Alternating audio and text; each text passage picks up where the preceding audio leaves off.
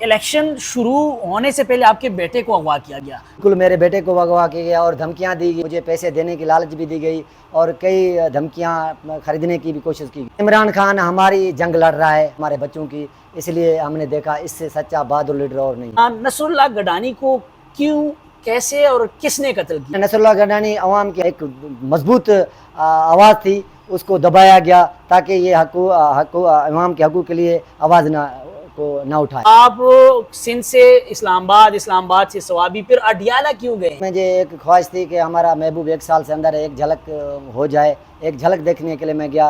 अस्सलाम वालेकुम। सिंध के हवाले से आपने सुना है, हर बंदे को, हर वर्कर को, पॉलिटिकल वर्कर को सिंध के हवाले से पता है कि कई अशरों से सिंध के अंदर पाकिस्तान पीपल्स पार्टी की हुकूमत है।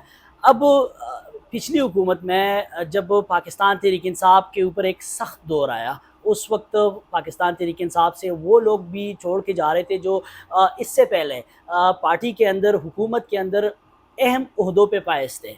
उस सख्त वक्त में सिंध के अंदर इलेक्शन लड़ना कितना एक मुश्किल मरहला था, एक मुश्किल बात थी। जिस तरह पूरे पाकिस्तान में, उसी तरह सिंध में भी गिरफ्तारियाँ, वफादारियाँ तब्दील करना, ये मामलात जारी थे। लेकिन उस दौरान एक पॉलिटिकल वर्कर कह लूँ या एक जियाला कह लूँ, उसने सिंध की पीपल्स पार्टी की एक मशीनरी आप कह लें, हुकूमती मशीनरी कह लें, रियासती मशीनरी कह लें, उसका डट के मुकाबला किया और उस वक्त इलेक्शन लड़ा। कहाँ से इलेक्शन लड़ा, किन लोगों के ख़िलाफ़ इलेक्शन लड़ा और उस सरकारी मशीनरी का उसने कैसे मुकाबला किया, उसके साथ आज गुफ्तगू करेंगे, बात करेंगे। अस्सलाम वालेकुम। वालेकुम सलाम। क्या हाल चाल है, कैसे आप? अल्हम्दुलिल्लाह, अल्लाह का एहसान। ठीक ठाक। दुआ 198 घोटकी से आपने इलेक्शन लड़ा।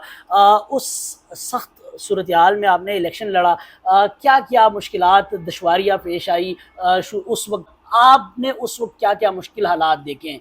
पहले तो आपको पूरा पता होना चाहिए 9 मई से पार्टी हमारे के साथ क्या क्या हुआ। जरदारी की हुकूमत है पिछले 2 दहाइयों से, 3 दहाइयों से, तो मुश्किलात बहुत काफ़ी थे। हमें मेरे कप्तान का मैं शुक्रगुज़ार हूँ, उनकी टीम का, जो उन्होंने मुझे टिकट दी। देखा मैदान खाली था, खान साहब का एक वर्कर होते हुए मैंने समझा अभी मैदान को खाली छोड़ना नहीं। इससे पहले आपने कभी इलेक्शन लड़ा था? जी बिल्कुल, मैंने बल्दियाती इलेक्शन काउंसलर का लड़ा था। काउंसलर का इलेक्शन आपने लड़ा था। ये आप इसको इत्तेफाक समझते हैं या आप ये समझते हैं कि एक तासुर जो मिल रहा है वो ये है कि उस वक्त मैदान खाली था, कोई टिकट लेने वाला नहीं था, कोई तैयार नहीं था कि वो टिकट ले ले, तो मजबूरी में पाकिस्तान तहरीक इंसाफ ने आपको टिकट दिया या पीटीआई के अंदर, पार्टी के अंदर इस तरह का एक है कि वो आम वर्कर को या मिडिल क्लास को आगे लेके आना चाहते हैं? ना, खान साहब तो पहले भी देखें ना, मिडिल क्लास को आगे लेना चाहते हैं, क्योंकि आपको पता है खान हमारी हकूक़ की आज़ादी जंग लड़ रहा है, हमारे बच्चों के, हमारे मुस्तक़बिल की जंग लड़, 1 साल से जेल में है। खान ने जितनी स्ट्रगल पाकिस्तान के अवाम के हकूक़ के लिए की है, इतनी कोई नहीं, किसी ने भी नहीं की। तो टिकट एक ऐसे समझो जिस हालात में पीटीआई थी, उसी हालात में खड़ना तो मुश्किल बात थी, क्योंकि अगर पहले तो आप ये हमारा ज़िला है कि समझो ने सिंध में काफ़ी पूरे पाकिस्तान में इतने कैंडिडेट थे कि 10-10, 8-8 भी एक-एक तक पे उम्मीदवार थे। लेकिन हमारे बदकिस्मती, हमारे जहाँ आते हैं वहाँ वडेरे हैं। वडेरे किसी को, आपको पता है, आवाज़ जिसकी कोई उसके ख़िलाफ़ करता है, बोलता है, उनको भी आपको पता होगा। पिछले कुछ महीनों में नसरुल्लाह गडानी, वो भी हमारे तहसील का था, वो एक अवाम की हकूक़ की आज़ादी की और अवाम की ये आपका जो इलाका है, ये कौन सा इलाका है? डिस्ट्रिक्ट घोटकी कच्चे का इलाका इसके कच्चा मुतसिल आता है। बिल्कुल कच्चा हमारे इलाके में आता है। ये जो है ना, हमारे इलाके में ऐसे समझो कई दहाइयों से डाकू का एक गैंग चल रहा है, कई ऑपरेशन हुए, नाकाम हुए। ये सिंध में ऐसे समझो 3-4 ज़िला हैं, जो शिकारपुर है, कंदकोट है, घोटकी है, एक पंजाब का ज़िला है। ये पूरी पट्टी है दरियाए सिंध के किनारे का वाक़या। ये ज़रख़े ज़मीनें हैं।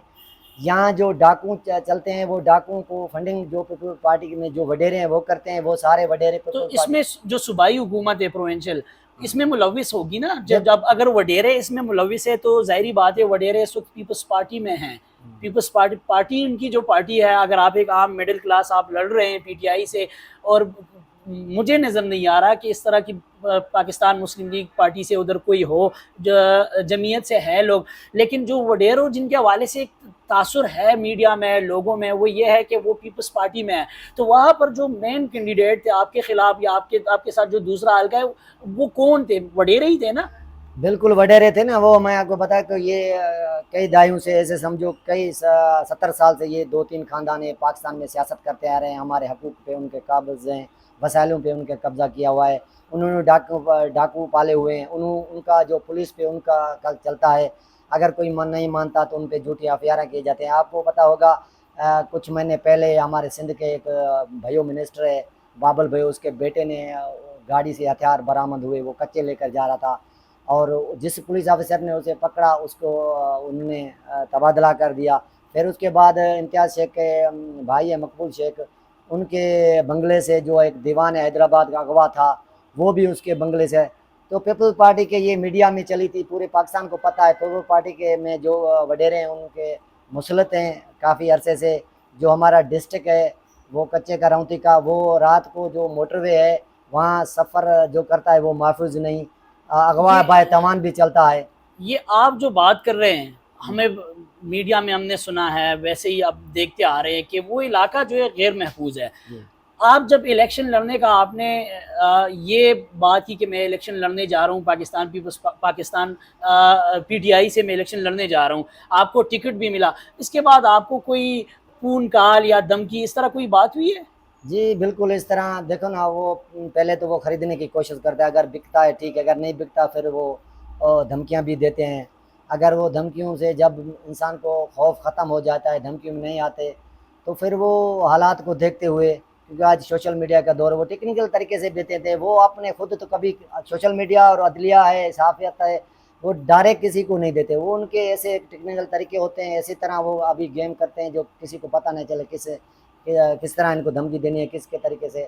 مطلب وہ ٹیکنیکل دھمکایا مجھے پیسے کو لالچ دی گئی، نوکریوں کو لالچ دی گئی، مختلف طریقوں سے میرا فارم ریجیکٹ کیا گیا.